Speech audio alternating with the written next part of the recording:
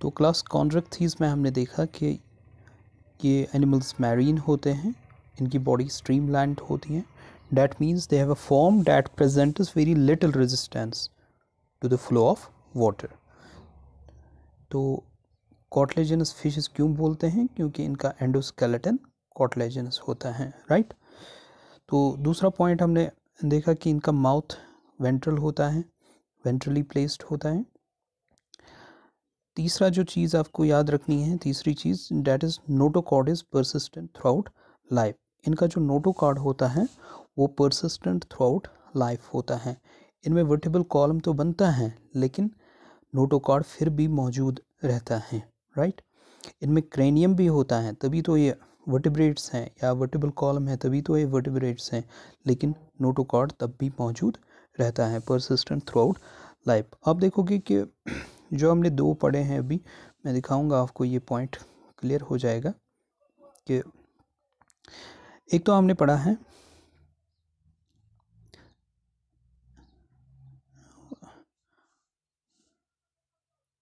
Number 1 is Cyclostomata. तो Cyclostomata में भी आप देखोगे कि नोटोकॉर्ड जो है, notochord is persistent throughout life. और कॉन्ड्रैक्थीज में भी आप देखोगे कि ये जो कॉन्ड्रैक्थीज हैं, तो कॉन्ड्रैक्थीज में भी आप देखोगे कॉटलेजिनस फिशेस में कि नोटोकॉर्ड जो होता है, notochord is persistent throughout life. इन दोनों का जो एंडोस्केलेटन होता है वो कॉटलेजिनस होता है। तो और ये पॉइंट भी क्लियर होना चाहिए कि इनमें नोटोकॉर्ड परसिस्टेंट रहता है, अदरवाइज इनमें इनमें आप देखोगे साइक्लोस्टोम्स में आप देखोगे कि जो वर्टिब्रिए बनते हैं वर्टिबल कॉलम में वो रूडिमेंट्री होते हैं। इनमें क्रेनियम भी बनता है, राइट। तो यहाँ भी आप देखोगे वर्टिबल कॉलम भी बनता है, क्रेनियम भी बनता है, तभी तो हम इन दोनों को किस में, वर्टिब्रेटा में रखते हैं, राइट। लेकिन जो बाकी आप क्लासेस देखोगे यहाँ, आप देखिए यहाँ जो बाकी क्लासेस हैं लाइक बूनी फिशेस हैं, एम्फीबियंस, रेप्टाइल्स, एव्स, मैमल्स, तो इन सभी में बूनी एंडोस्केलेटन होता है। तो इसमें आप देखोगे कि नोटोकॉर्ड फिर नहीं रहता, नोटोकॉर्ड पूरी तरह चेंज हो जाता है वर्टिबल कॉलम में, ये रिप्लेस हो जाता है वर्टिबल कॉलम में। तो ये पॉइंट आपको याद रखने हैं इन दो में, जिनमें ये एंडोस्केलेटन कॉटलेजिनस होता है, नोटोकॉर्ड नहीं चेंज हो जाता बल्कि वो परसिस्टेंट रहता है एज थ्रू आउट लाइफ। तो ये कैरेक्टर जो है इनका, notochord persistent throughout life, ये तो बिल्कुल सेफेलोकॉर्डेट्स का कैरेक्टर दिखता है हमें, एक प्रिमिटिव कैरेक्टर, राइट। तो वापस आते हैं,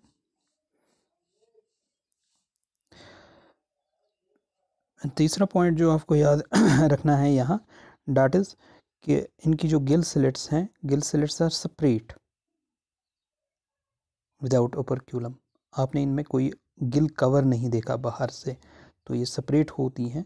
ये माउथ आपने देखा, वैसे हमने भी डायग्राम में देखा कि यहाँ से माउथ होता है, तो यहाँ से ये गिल स्लिट्स होती हैं, यहाँ ऐसे ऐसे ऐसे, राइट। लेकिन एक फ़िश अगर याद रखोगे तो उस वो एक्सेप्शन है कि इसमें गिल स्लिट्स मौजूद होती हैं, और वो गिल स्लिट्स कवर हुई होती हैं, किससे? वो गिल स्लिट्स कवर हुई होती हैं ओपर्क्यूलम से।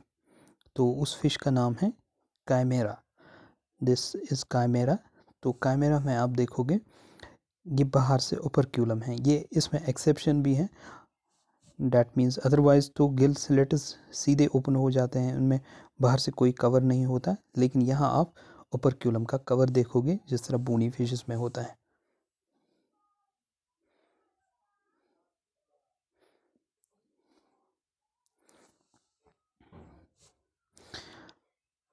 इनकी जो स्किन होती हैं वो टफ होती हैं, कंटेनिंग माइन्यूट फेलिक्वाइड स्केल्स। फेलिक्वाइड स्केल्स का मैंने दिखाया आपको स्ट्रक्चर पार्ट 1 में, राइट।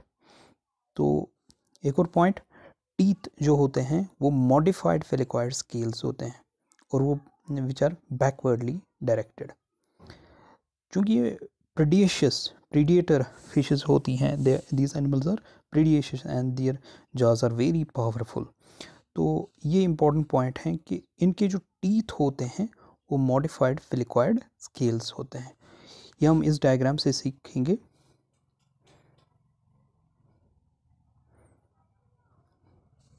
देखिए यहाँ ये हैं जा, तो this is the inside of जा, राइट। ये है इनसाइड ऑफ जा। तो इनसाइड ऑफ जा से आप स्टार्ट करोगे और देखोगे कि टीथ के साथ क्या होता है। यहाँ इसको मैं यहाँ रखूँगा। इसमें लिखा है कि टीथ डेवलप हो रहे हैं, डेवलपिंग टीथ, ये डेवलप हो रहे हैं, right. Teeth coming into water, तो ये कहाँ पर, ये बाहर से, sorry, teeth coming into where. तो ये टीथ जो हैं ये इस्तेमाल में हो रहे हैं और इनकी वेयरिंग टेयरिंग हो रही हैं, राइट। और ये जो टूथ है इसने क्या लिखा है, टूथ इन वेयर। तो इसके बाद जब ये वेयर आउट होगा तो आप देखोगे कि old teeth on point of being shed, तो ओल्ड टीथ फिर शेड होते हैं। तो सिंपल टर्म्स में हम यही कहेंगे, ऐसे हम कह सकते हैं कि इनसाइड जा से स्टार्ट होते हैं ये टीथ और फिर वो बाहर आते हैं, राइट। और बाहर से वो शेड भी होते हैं और जब वो इस्तेमाल होते हैं उनका वेयर होता है, उनका वेयर एंड टेयर हो जाता है, तो वो फिर फाइनली शेड हो जाते हैं। लेकिन ये रिप्लेस होते रहते हैं क्योंकि ये कहाँ से आते हैं, फ्रॉम इनसाइड द जा, तो ये बनते रहते हैं। आपने अभी देखा जो डायग्राम हमने दिखाई थी आपको पार्ट 1 में इस पेलिकॉइड स्केल की, वो भी कुछ इसी तरह की है। तो इस तरह हम बोलते हैं कि they are modified पेलिकॉइड scales.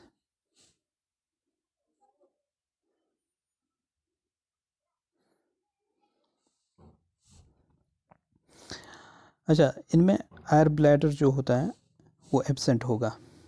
Air bladder is absent, इनमें कोई एयर ब्लैडर नाम की कोई चीज़ नहीं होती।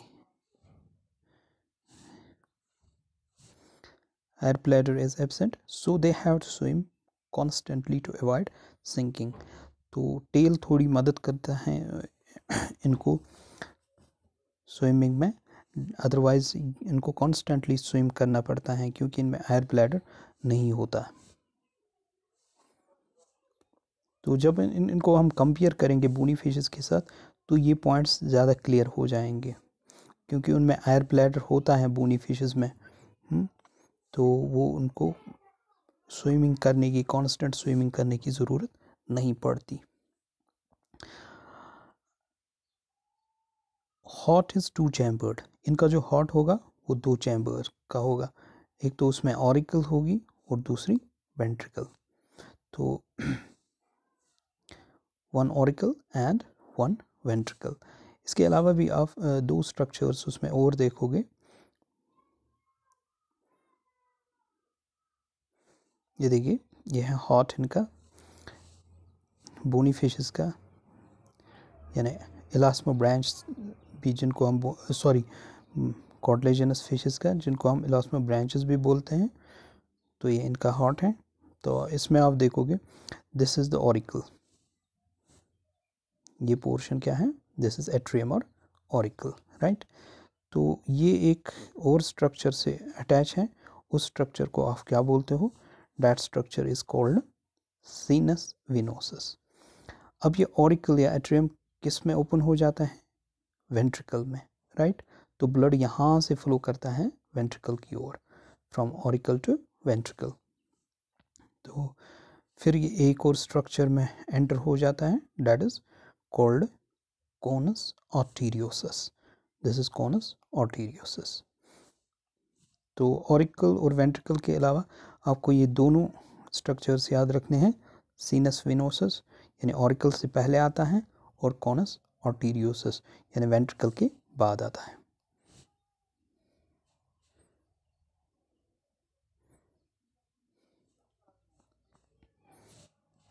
Heart is two chambered with one auricle and one ventricle. तो दूसरा पॉइंट आपने देखा कि some of them have electric organs. तो किसी में आप देखोगे इनमें इलेक्ट्रिक ऑर्गन्स होते हैं। एक एग्जांपल है हमारे पास torpedo and some poison sting. तो पॉइजन स्टिंग वाला तो मैंने दिखाया आपको, इलेक्ट्रिक ऑर्गन्स वाला फिश है हमारे पास टॉर्पीडो, मैं उसको दिखाऊंगा। देखिए दिस इज़ द टॉर्पीडो। तो टॉर्पीडो में आप क्या देखोगे,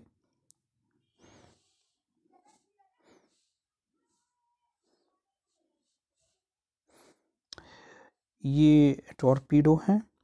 तो इसमें आप इलेक्ट्रिक ऑर्गन देखते हो, ये है इलेक्ट्रिक ऑर्गन इसका। ओके, तो what is this, this is the pectoral fin, जो इसके हेड रीजन की ओर होता है। डैट मीन्स ट्रंक के साथ ही ये अटैच होता है, ये पेक्टोरल फिन, और फैन लाइक होता है, तो ये बड़ा होता है, like this is pelvic fin.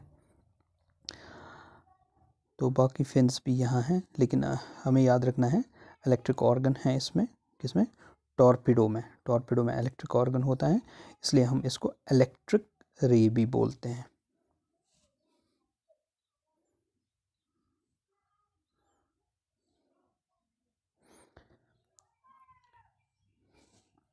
They are cold blooded, उसका मतलब क्या हो गया, दे आर पाइक्लोथर्मिक, पाइक्लोथर्मस।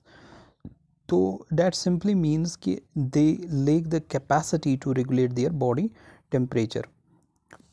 जो इनका बॉडी टेम्परेचर होगा, फॉर एग्जांपल ये वाटर में है, ओके, तो जो वाटर का टेम्परेचर होगा वही एनिमल का भी टेम्परेचर हो जाएगा।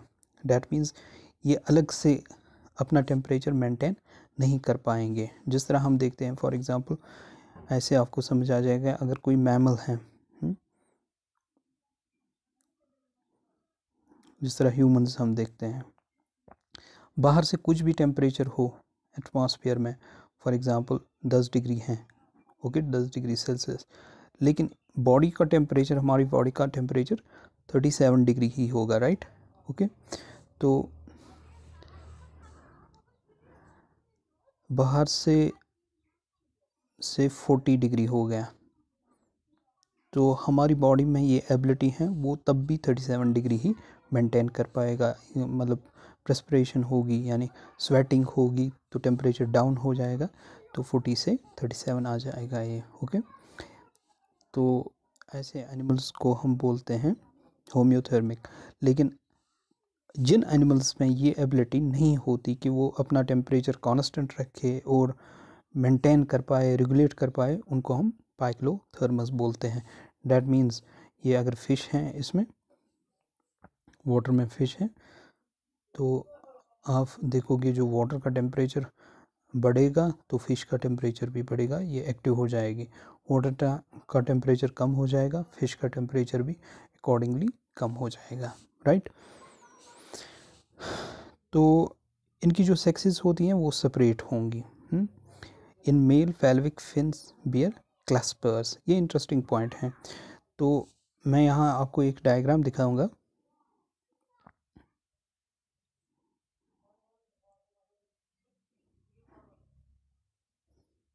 देखिए ये दो फिशेस हैं, शार्क्स हैं ये, राइट। अभी मैंने बताया था आपको माउथ वेंट्रल साइड से होता है, आप देख सकते हो यहाँ, राइट। तो ये दो शार्क्स हैं, ये मेल हैं, ये फीमेल। तो कैसे आप आइडेंटिफाई कर पाओगे, आइडेंटिफाई करना है क्लैस्पर्स से। ये जो पेल्विक फिन है, ये पेल्विक फिन है, ये pectoral fin, this is pectoral fin, this is pelvic fin, okay. तो पेल्विक फिन के नज़दीक आप एक स्ट्रक्चर देखोगे, ये तो इनको हम क्लस्पर्स बोलते हैं। तो ये मेल्स में प्रेजेंट होते हैं, तो ये कपलेशन में मदद देते हैं इनको। तो इसी से हम डिफरेंशिएट कर पाते हैं, ये मेल हैं और ये फीमेल, राइट। तो ये पॉइंट आपने सीखा, in males pelvic fins bear claspers, तो इनमें क्लस्पर्स होते हैं, राइट। तो ये एक भी हो सकते हैं और दो क्लस्पर्स भी। दे हैव इंटरनल फर्टिलाइजेशन, तो इनमें इंटरनल फर्टिलाइजेशन होती है। मोस्ट ऑफ देम आर विविपेयर्स, तो विविपेयर्स होते हैं, डैट मीन्स ये बच्चे जनते हैं। ओके, अब कुछ और पॉइंट्स लाइक हमने देखा था पार्ट 1 में स्कोलोडॉन को डॉग फिश बोलते हैं। ओके, और उसमें हमने ट्राइगॉन भी देखा, स्टिंगरे। अब हम ये दो फिशेस के बारे में बताएंगे। अच्छा, टॉर्पेडो भी अभी देखा आपने। अब प्रिस्टिस को हम साफ फिश भी बोलते हैं। मैं आपको डायग्राम दिखाऊंगा, आपको समझ आ जाएगा, आप गेस कर पाओगे साफ फिश क्यों बोलते हैं इसको।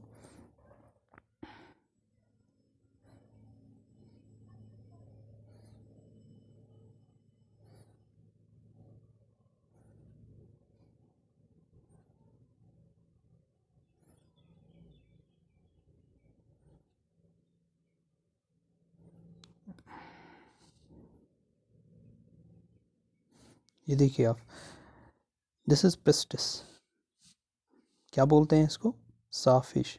आपको सा जैसा ये स्ट्रक्चर नज़र आएगा, रोस्ट्रम। तो रोस्ट्रम पे आप ये डेंटिकल्स देखोगे, these denticles are used in offence and defence. Okay, तो इस वजह से इसको साफ फिश भी बोलते हैं, ये आपके टेक्स्ट बुक पे भी हैं। ओके,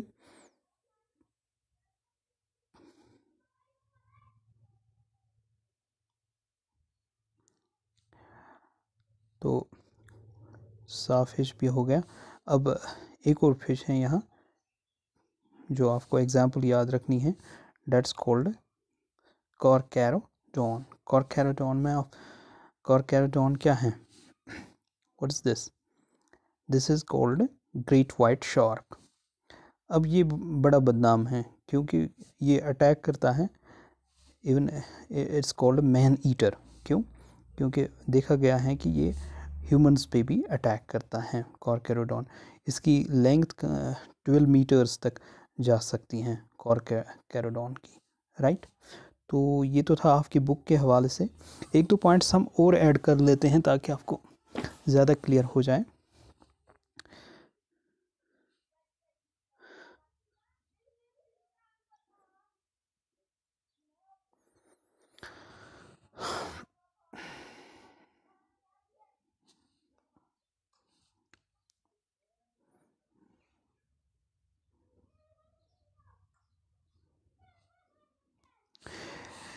देखिए, ये जो जॉज होती हैं इनकी, ये बहुत स्ट्रांग होती हैं। अंदर से आप डाइजेस्टिव सिस्टम देखोगे तो डाइजेस्टिव सिस्टम का जो इंटेस्टाइन है, तो इंटेस्टाइन में एक स्ट्रक्चर होता है, माय गॉड, इंटेस्टाइन में एक स्ट्रक्चर होता है,